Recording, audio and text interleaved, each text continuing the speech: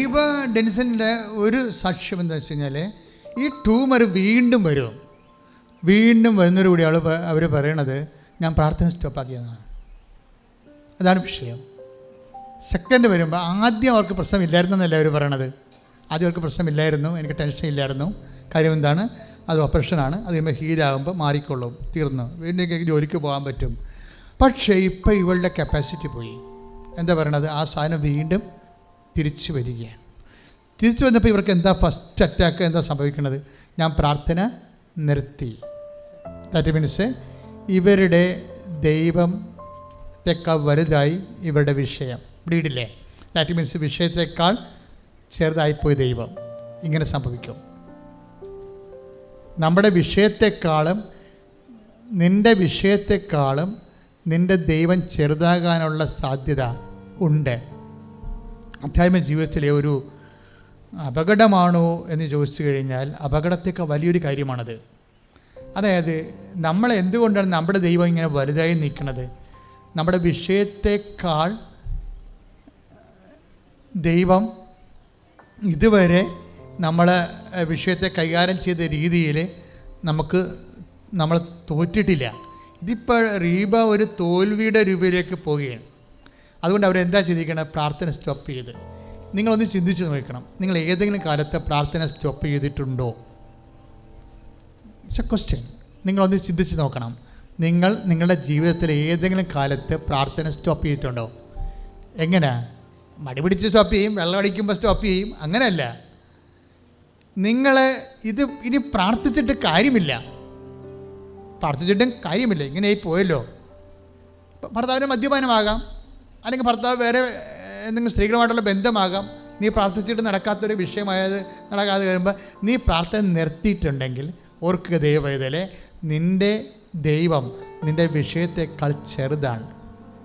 And your lord is god of small things. ചെറിയ ദൈവം. ഈ ചെറിയ ദൈവത്തിനെയും കൊണ്ടാണ് നീ നടക്കുന്നത്. That is why you are not growing spiritually. അതുകൊണ്ടാണ് നീ ദൈവത്താൽ വളരാത്തത്. സ്തുതിക്കട്ടെ.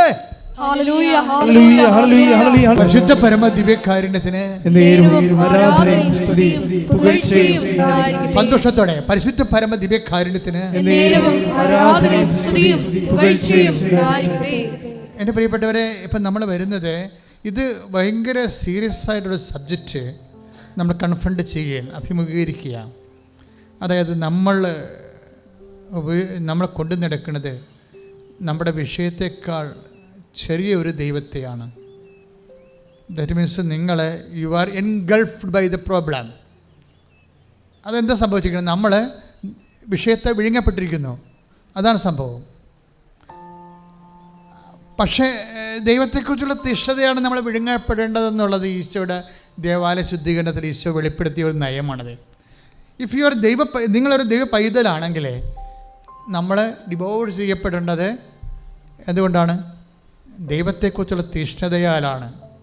പ്രാർത്ഥിക്കുക, കർത്താവേ, വിഷയത്തെക്കാൾ ഉപരി ദൈവത്തെക്കുറിച്ചുള്ള തീഷ്ണതയാൽ ഈശോയെ പോലെ വിഴുങ്ങപ്പെടാൻ എന്നെ അഭിഷേകം ചെയ്യണമേ.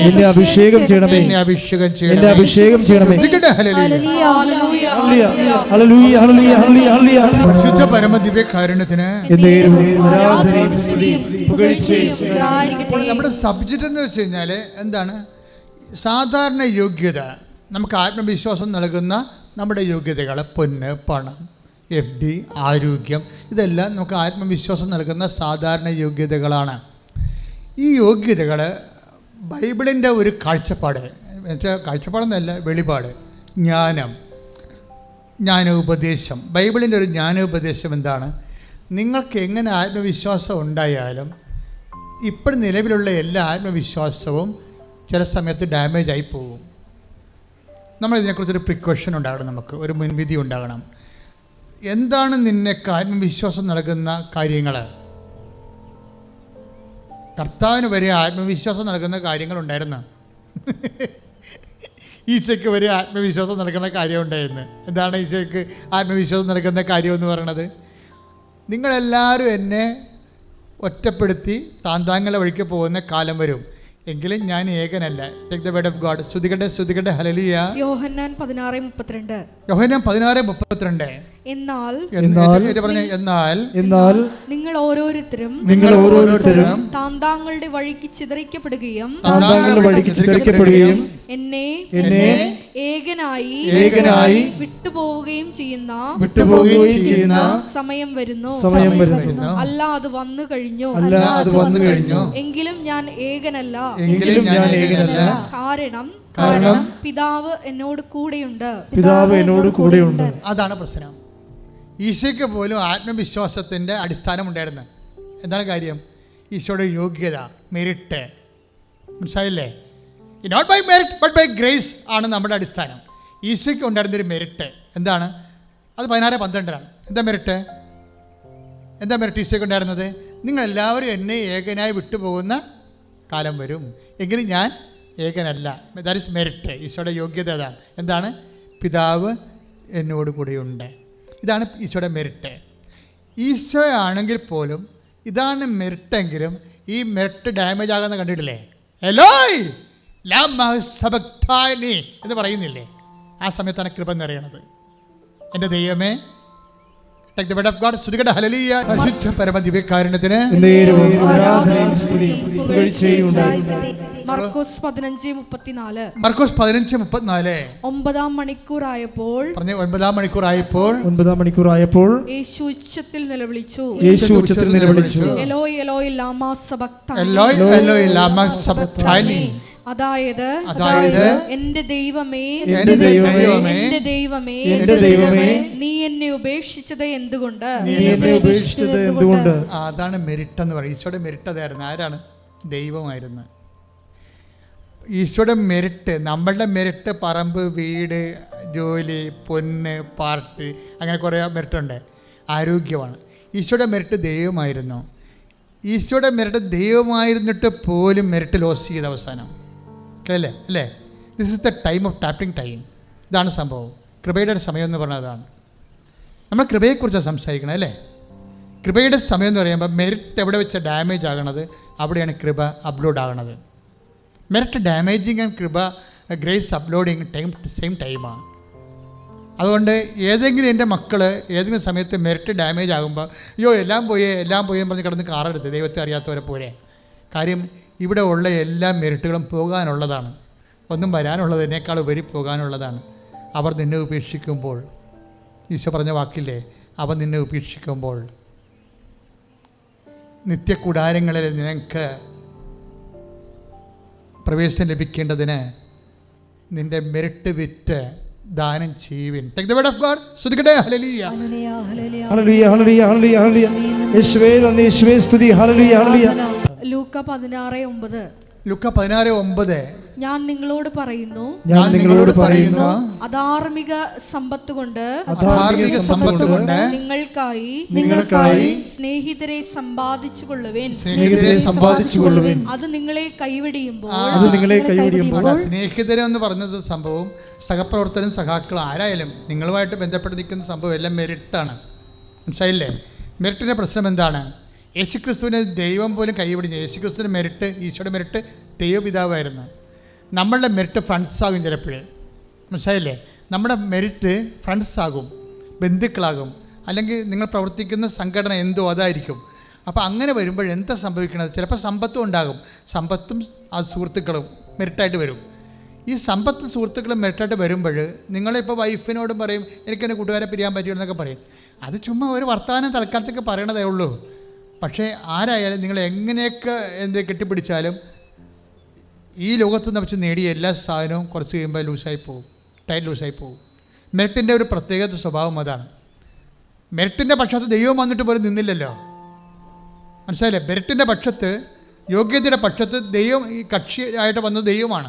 യേശുക്രിസ്തു ഈശോയ്ക്ക് കക്ഷിയായിട്ട് വന്ന ദൈവമാണ്. എന്നിട്ട് പോലും നിൽക്കുന്നില്ല, അത് പോകുകയാണ്. അതാണ് എപ്പോഴും മെറിറ്റിൻ്റെ ഒരു പ്രോബ്ലം അതാണ്. അതുകൊണ്ടാണ് ബൈബിൾ പറയണത് not by merit but by grace. അതുകൊണ്ടാണ് കൃപ നമ്മൾ ലക്ഷ്യം വെക്കണം. നമ്മൾ യോഗ്യതയാണ് എപ്പോഴും ലക്ഷ്യം വെച്ചുകൊണ്ടിരിക്കുന്നത്. ഓരോ സമയത്തും നമ്മൾ യോഗ്യതയാണ് ലക്ഷ്യം വെക്കണത്. അതായത് പക്ഷേ അൾട്ടിമേറ്റ് എയിം ഗ്രേസിൽ വെക്കേണ്ടി വരും. അപ്പോൾ അതുകൊണ്ട് സ്തുതിക്കട്ടെ മക്കളെ. യേശു സ്വസ്ഥം. ഹല്ലേലൂയ.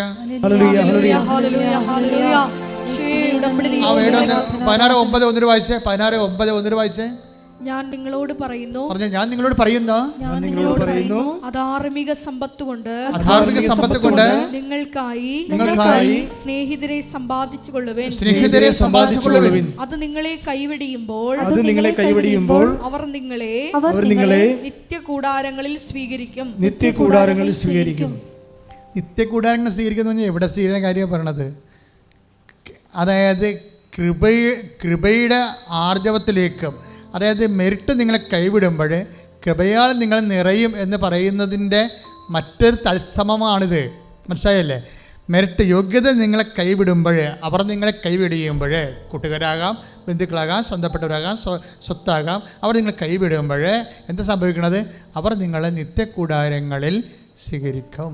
നിത്യകൂടാരം എന്ന് പറയുമ്പോൾ നമുക്കറിയാമല്ലോ, ഈശോനെ വന്ന് കാണാൻ പറഞ്ഞ ആൾക്കാരോട് ഈശോ പറഞ്ഞത് എന്താണ്? ഇപ്പോൾ ഗുരു അങ്ങ് എവിടെ താമസിക്കുന്നു?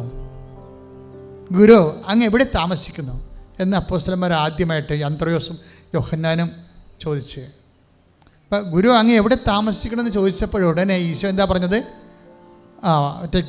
ശ്രുതികട്ടെ. ഹല്ലേലൂയ. യോഹന്നാൻ 1:38. യേശു തിരിഞ്ഞ് അവർ തന്റെ പിന്നാലെ വരുന്നത് കണ്ട്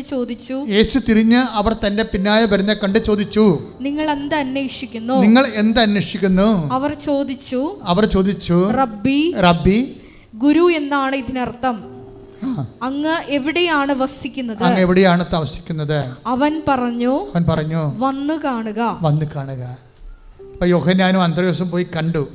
കണ്ടതിന് ശേഷം അവൻ എവിടെയാണ് വസിക്കണമെന്ന് കണ്ടിട്ട് പിന്നീട് എഴുതി. എന്താണ് എഴുതിയത്? അവൻ വസിക്കുന്ന ഇടത്തെക്കുറിച്ച് എഴുതി. യോഹന്നാൻ എഴുതി. യോഹന്നാൻ എഴുതി. യോഹന്നാൻ പറയുന്നുണ്ട്, ഞങ്ങൾ കണ്ണുകൊണ്ട് കണ്ടത്, ചെവി കൊണ്ട് കേട്ടത്. Take the word of God. 1 Yohannan 1. ശ്രുതികട്ടെ. ഹല്ലേലൂയ. യോഹന്നാൻ 1:2.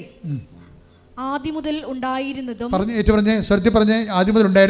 ആദ്യം മുതൽ ഉണ്ടായിരുന്നതും ഞങ്ങൾ കേട്ടതും സ്വന്തം കണ്ണുകൊണ്ട് കണ്ടതും സൂക്ഷിച്ചു വീക്ഷിച്ചതും കൈകൊണ്ട് സ്പർശിച്ചതുമായ ജീവന്റെ വചനത്തെ പറ്റി ഞങ്ങൾ അറിയിക്കുന്നു. ജീവൻ വെളിപ്പെട്ടു, ഞങ്ങൾ അത് കണ്ടു, അതിന് സാക്ഷ്യം നൽകുകയും ചെയ്യുന്നു. അപ്പോൾ അവർ ചെന്ന് കണ്ടു, വന്ന് കാണാൻ പറഞ്ഞവർ കണ്ടിട്ട് എന്തൊക്കെയാണ് അവർ കണ്ടത്? അവർ കണ്ണുകൊണ്ട് കണ്ടു, ചെവി കൊണ്ട് കേട്ടു, കൈകൊണ്ട്. ഇതിനെക്കുറിച്ച് പിന്നീട് യോഹന്നാൻ എന്താണ് കണ്ടതെന്ന് പറയുന്നുണ്ട്. എന്താണ്? എല്ലാ അസ്വസ്ഥതകളും മാറ്റുന്ന ഒരു കാഴ്ചയാണ് യോഹന്നാൻ കണ്ടത്. നമ്മുടെ വിഷയം ടെൻഷനല്ലേ? എല്ലാ അസ്വസ്ഥതകളും മാറ്റുന്ന ഒരു കാഴ്ചയാണ് ക്രിസ്തുവിൽ യോഹന്നാൻ കണ്ടത്. നമ്മുടെ വിഷയം ടെൻഷനല്ലേ? അല്ലേ? എന്താ യോഹന്നാൻ കണ്ടത്? യോഹന്നാൻ അത് കണ്ട കാര്യം പറയുന്ന മുമ്പ് തന്നെ യോഹന്നാൻ ആമുഖം പറയും, നിങ്ങളുടെ ഹൃദയം അസ്വസ്ഥമാകാതിരിക്കട്ടെ. നിങ്ങൾ എന്ത് ചെയ്യണം? ദൈവത്തിൽ വിശ്വസിക്കണം. പിന്നെ എന്ത് ചെയ്യണം? ക്രിസ്തുവിൽ വിശ്വസിക്കണം. കാരണം എന്താണ്? എൻ്റെ പിതാവിൻ്റെ ഭവനത്തിൽ എന്ന് പറഞ്ഞ്, എന്റെ പിതാവിന്റെ ഭവനത്തിൽ അനേകം വാസസ്ഥാനങ്ങളുണ്ട്.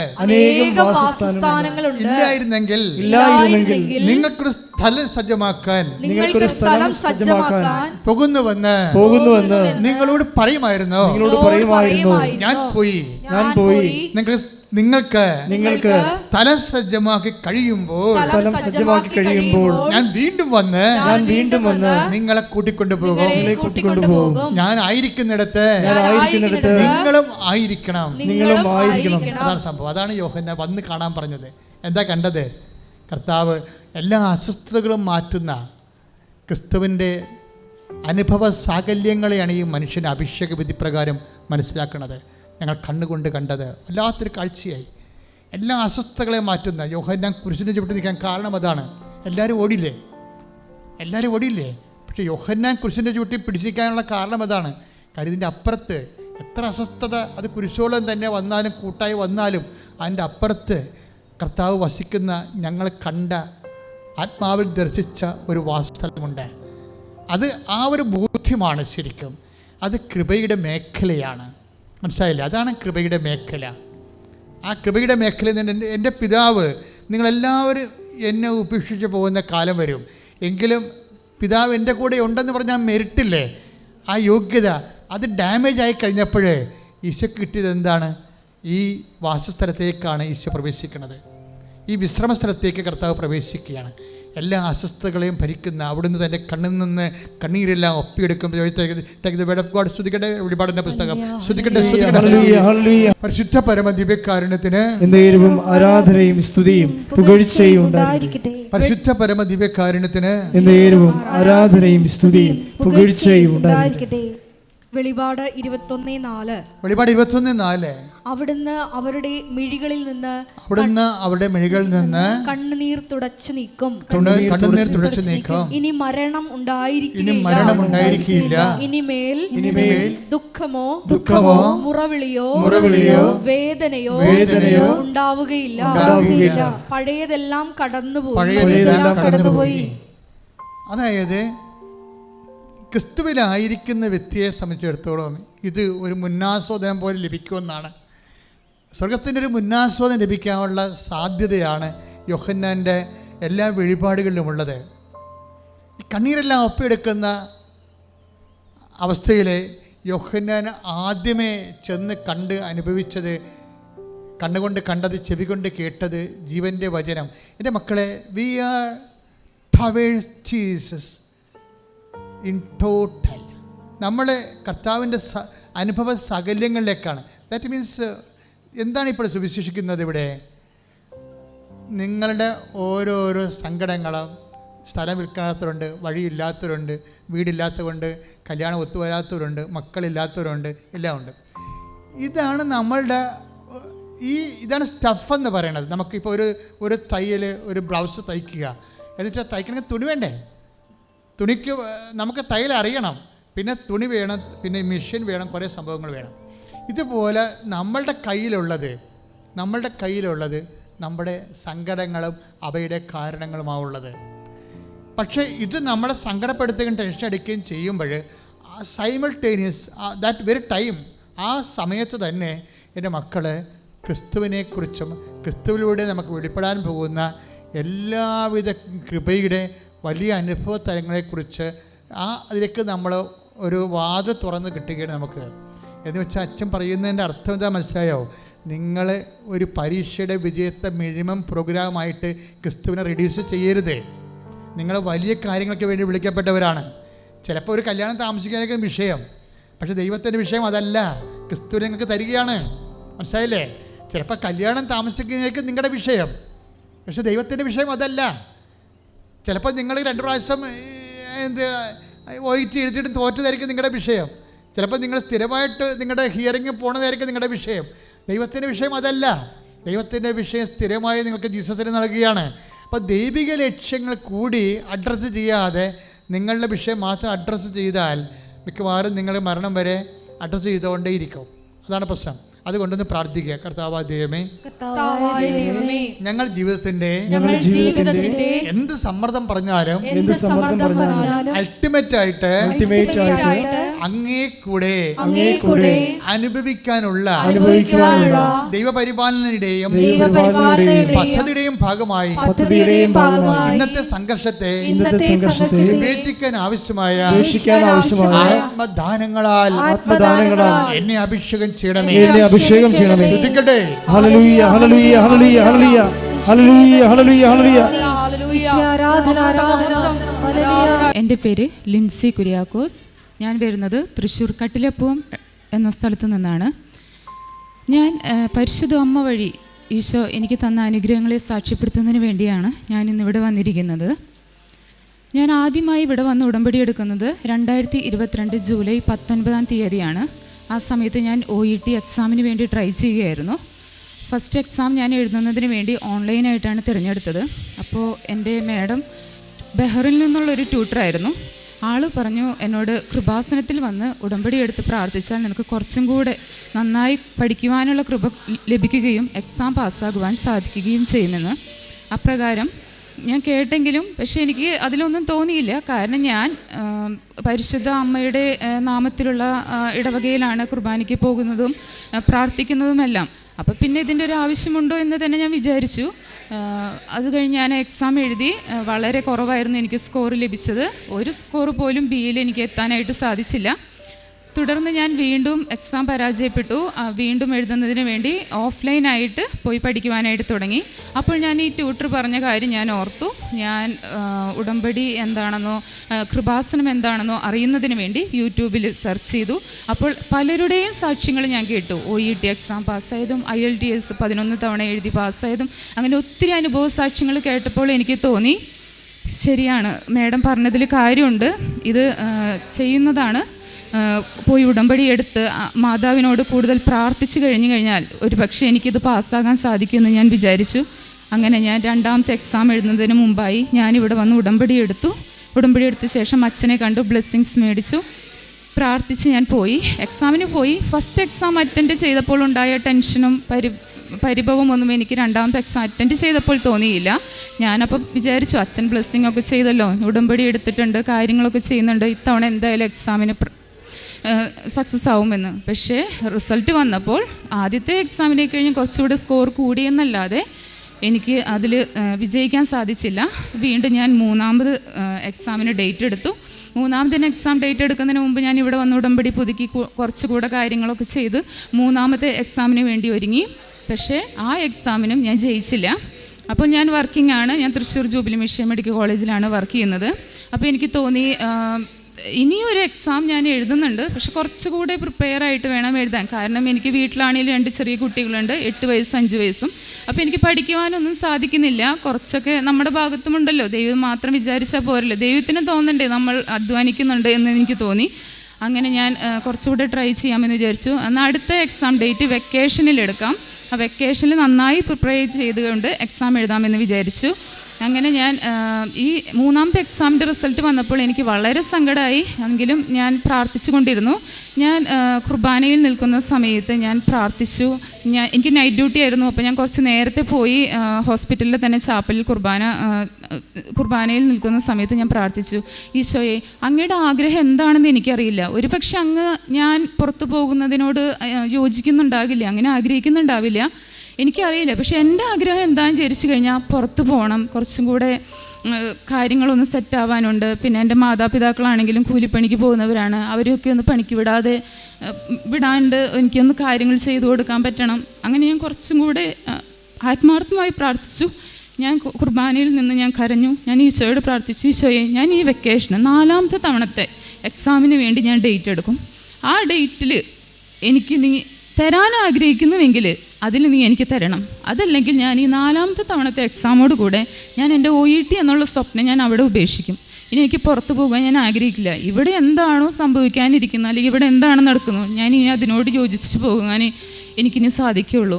ഇത്തവണത്തെ കൂടെ എൻ്റെ എക്സാം ലാസ്റ്റ് എക്സാമാണ്. അതിൽ ദൈവം എടുക്കുന്ന തീരുമാനം അതെന്തു ആയാലും നടക്കട്ടെ, പക്ഷേ എൻ്റെ ആഗ്രഹം എനിക്ക് പോകാനാണെന്ന് ഞാൻ ഈശോയോട് പ്രാർത്ഥിച്ചു. അതുപോലെ തന്നെ പരിശുദ്ധ അമ്മയോട് നിത്യമായി അപേക്ഷിച്ചു കൊണ്ടേയിരുന്നു. അങ്ങനെ ഇരിക്കുന്ന സമയത്ത് എൻ്റെ ഫസ്റ്റ് ഡ്യൂട്ടി ആയിരുന്നു അന്ന് നൈറ്റ്. 4ാമത്തെ നൈറ്റ് ഡ്യൂട്ടി ആയപ്പോൾ എനിക്ക് നൈറ്റ് ഡ്യൂട്ടിയുടെ സമയത്ത് എനിക്കൊരു കോൾ വന്നു. IMI കോളായിരുന്നു. എൻ്റെ ഒരു കസിൻ സിസ്റ്റർ ആയിരുന്നു. സിസ്റ്റർ കാനഡയിലാണ്.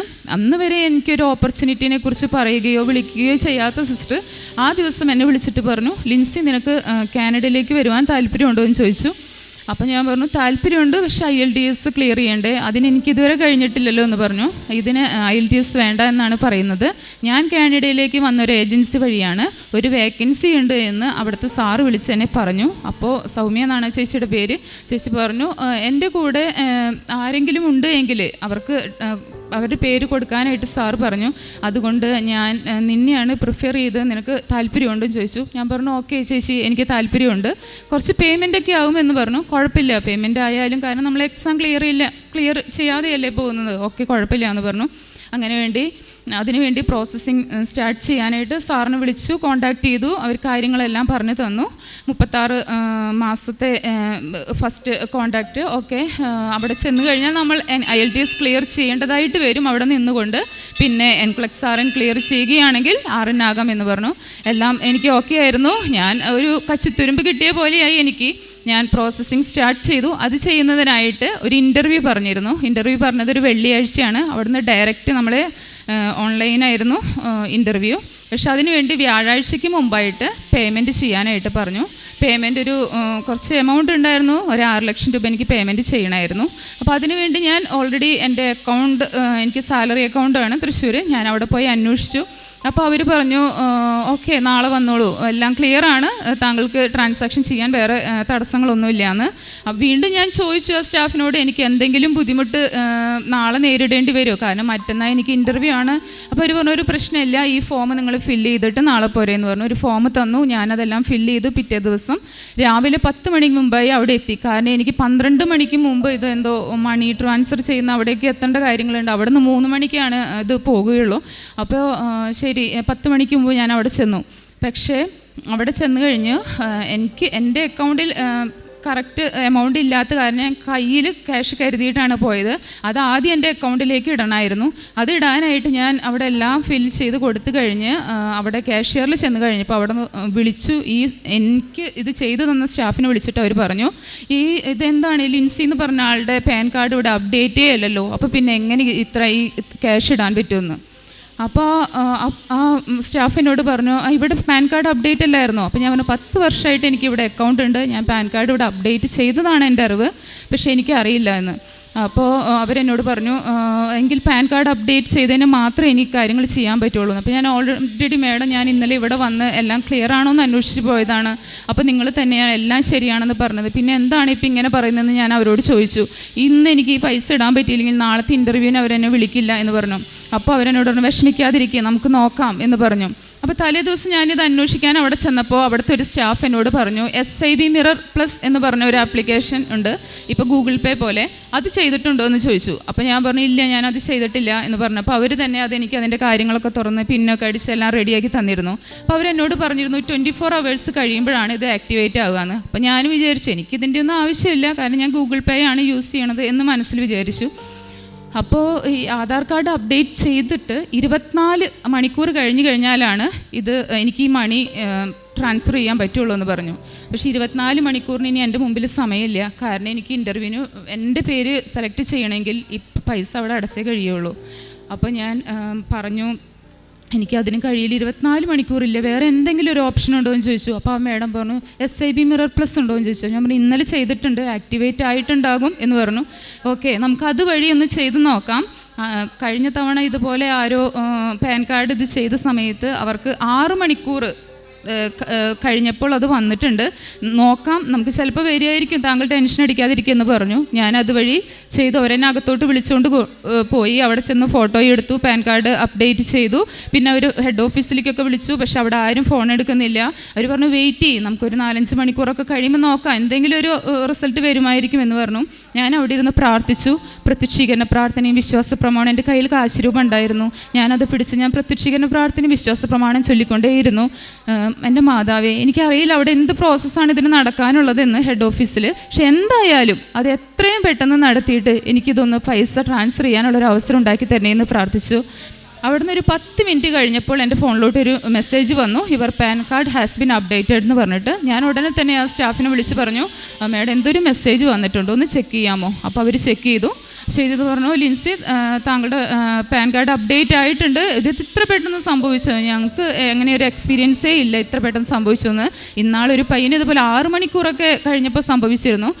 ഓക്കെ അവർ അങ്ങോട്ടും ഇങ്ങോട്ടും ഡിസ്കസ് ചെയ്തു, ഇത് വളരെ ഈസിയാണല്ലോ ഈ ആപ്ലിക്കേഷൻ എന്ന് പറഞ്ഞാൽ എല്ലാവരും അങ്ങോട്ടും ഇങ്ങോട്ടും ഡിസ്കസ് ചെയ്യുന്നുണ്ടായിരുന്നു.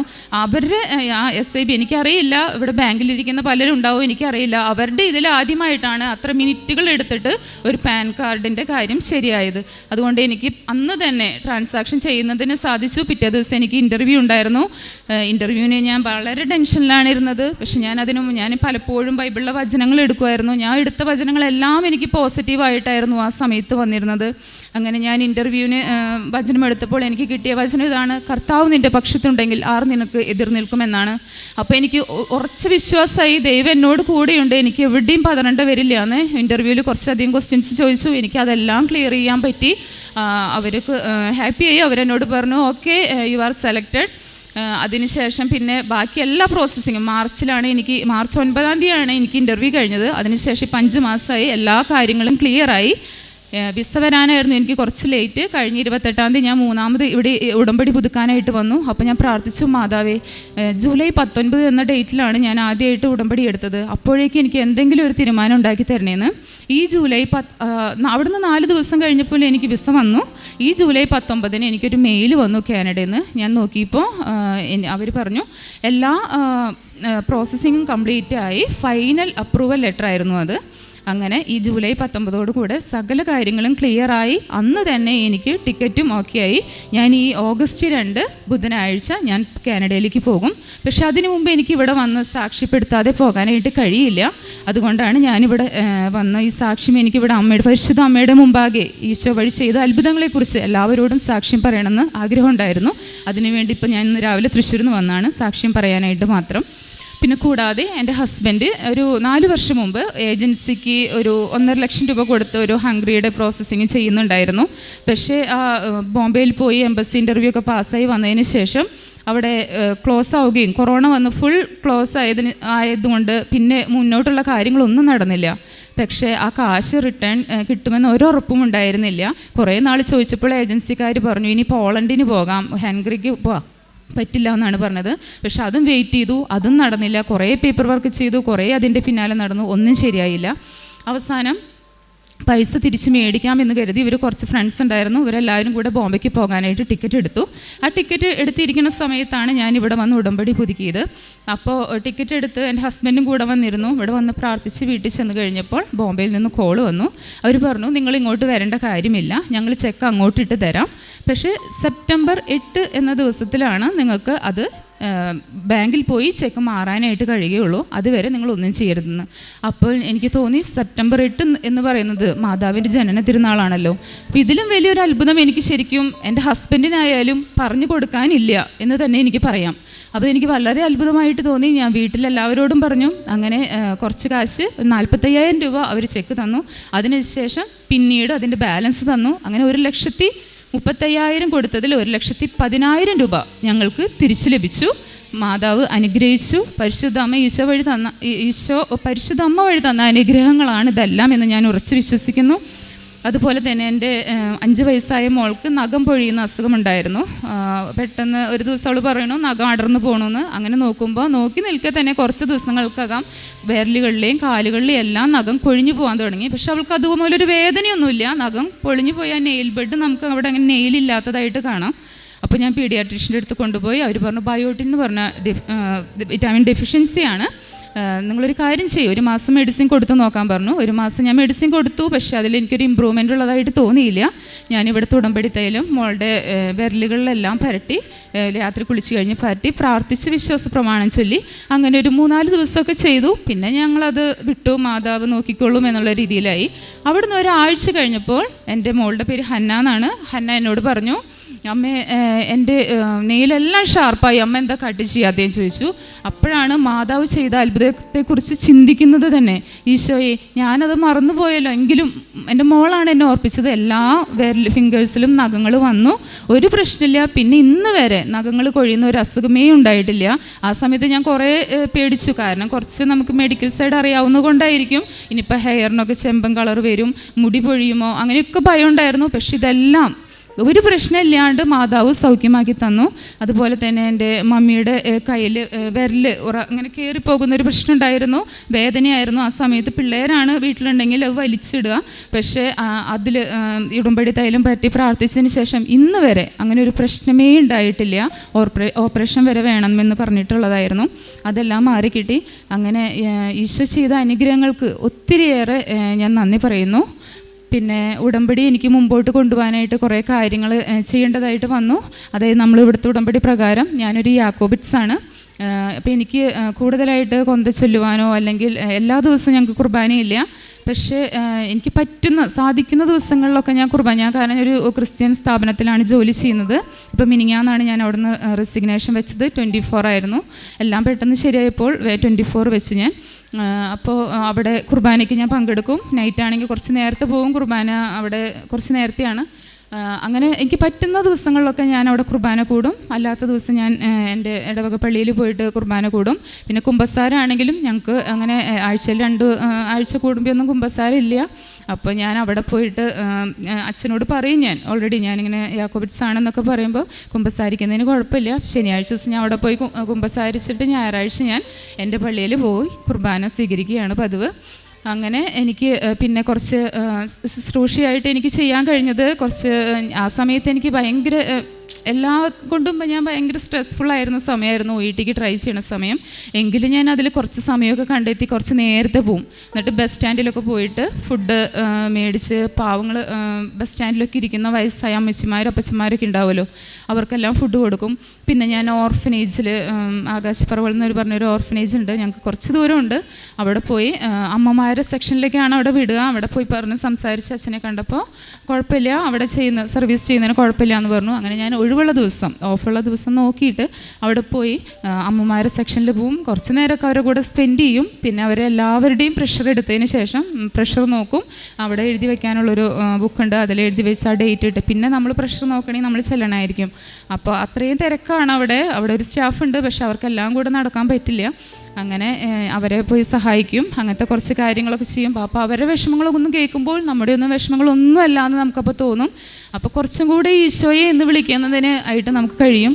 മാതാവിനെ കുറച്ചും കൂടെ മുറുക്കെ പിടിക്കുന്നതിനായി. അതുപോലെ വിശുദ്ധ കുർബാനയുടെ മഹത്വം, മുമ്പൊക്കെ വിശുദ്ധ കുർബാനയ്ക്ക് ചെന്നാലും കൈകെട്ടി മദ്ബഹയിലോട്ട് നോക്കി നിൽക്കുക എന്നല്ലാതെ അതിനപ്പുറം ഒന്നും ചെയ്യാറില്ല. കുർബാന കഴിയുന്നു പോരുന്നു. പക്ഷേ ഇപ്പോൾ അങ്ങനെയല്ല. വിശുദ്ധ കുർബാനയ്ക്കായാലും ചെല്ലുമ്പോൾ അറിയാതെ നമ്മുടെ കണ്ണ് നിറഞ്ഞു പോകും. ഈശോയെ നീ എനിക്ക് വേണ്ടിയാണല്ലോ ക്രൂശിൽ തറച്ചത് എന്ന് നമുക്ക് തോന്നും. അങ്ങനെ ഒത്തിരി മാറ്റങ്ങൾ എൻ്റെ ജീവിതത്തിൽ ഈശോയോട് കൂടുതൽ അടുക്കുവാനും പരിശുദ്ധ അമ്മയെ കൂടുതൽ മുറുകെ പിടിക്കുവാനുമായിട്ട് സാധിച്ചു. ഈ എല്ലാ അനുഗ്രഹങ്ങളും എനിക്കിവിടെ വന്ന് ഉടമ്പടി എടുത്തതിന് ശേഷമായി ഉണ്ടായത്. കാരണം ഞാൻ അതുവരെ പ്രാർത്ഥിക്കുമെങ്കിലും ദിവസത്തിൽ ഒരു കുറച്ച് നേരം ഒന്ന് ജസ്റ്റ് സന്ധ്യാപ്രാർത്ഥന ചൊല്ലും, അതല്ലാതെ അതിൽ കൂടുതലൊന്നും ഉണ്ടായിരുന്നില്ല. പക്ഷെ ഇപ്പോൾ രാവിലെ എണീറ്റിട്ട് പ്രത്യക്ഷീകരണ പ്രാർത്ഥന ചൊല്ലാനായാലും തുടർന്ന് വൈകുന്നേരം ആരും ഇല്ലാത്തപ്പോൾ നമുക്കൊരു 10 മിനിറ്റ് ദൈവത്തോട് കൂടുതൽ ഒപ്പം ഇരുന്ന് കരഞ്ഞ് പ്രാർത്ഥിക്കണമെങ്കിൽ ആരും ഇല്ലാത്തതാണ് ഏറ്റവും സൗകര്യമെന്ന് എനിക്ക് തോന്നിയിട്ടുണ്ട്. അങ്ങനെ എല്ലാ അനുഗ്രഹങ്ങളും തന്ന ഈശോയ്ക്കും പരിശുദ്ധ അമ്മയ്ക്കും ഒത്തിരിയേറെ നന്ദി പറയുന്നു. എൻ്റെ വാക്കുകളെ ഞാൻ ചുരുക്കുന്നു.